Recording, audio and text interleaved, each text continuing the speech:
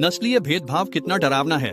एक वृद्ध श्वेत महिला बुरी नीयत से काले परिवार के दरवाजे पर आई। मैडम, तुम्हारा बेटा, मुझे वो बहुत बहुत पसंद है। क्या तुम उसे मुझे दे दोगी?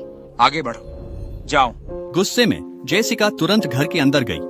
उसने दरवाजा बंद कर दिया, लेकिन जल्द ही 3 गोरे आदमी पास आ गए। जेसिका को बहुत डर लगा।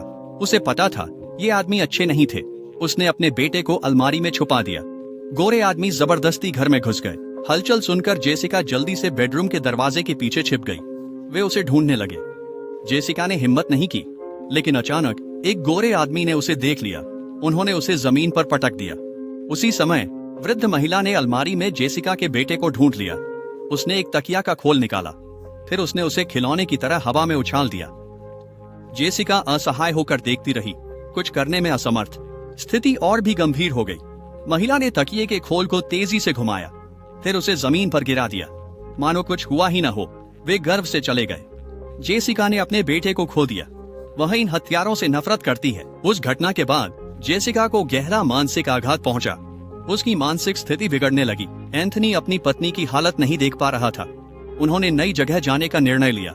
वे जल्द ही लॉस एंजल्स के एक अच्छे इलाके में बस गए। जेसिका ने सड़क के पार कुछ अजीब देखा।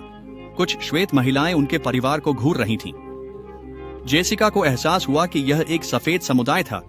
उसे और उसके पति को बुरा एहसास हुआ। थोड़े ही समय बाद उनके दरवाजे के बाहर गोरे लोग इकट्ठा हो गए। रात में भी कुछ लोग घर में झांकते रहते थे। जेसिका जानती थी कि ये लोग कुछ पागलपन करेंगे, इसलिए उसने हैंडगन तैयार की। एक बच्चे को खो चुकी जेसिका अब अपने बच्चों को बचाएगी। अगले दिन गोरी औरतों का समूह उसके दरवाजे पर आ पहुंचा। काले लोगों के आने के विरोध में उन्होंने जेसिका के परिवार को परेशान करने का सोचा। हर एक ने रेडियो निकाला, फिर उसकी आवाज बढ़ा दी। वे जेसिका के घर के बाहर बैठ गए। इन गोरी महिलाओं के चेहरे पर घमंड देखकर जेसिका ने गुस्से को दबाया। वह अभी संघर्ष नहीं चाहती थी। इस बीच कुछ श्वेत पुरुष जेसिका और उसके परिवार को निकालने की बात कर रहे थे। एक ने एक क्रूर योजना सुझाई। सुबह जल्दी जेसिका की बेटी ने देखा कि उनका कुत्ता गायब है। वह लिविंग रूम में गई। अचानक एक डरावनी आकृति दिखाई दी। वह धीरे धीरे लड़की की ओर बढ़ा।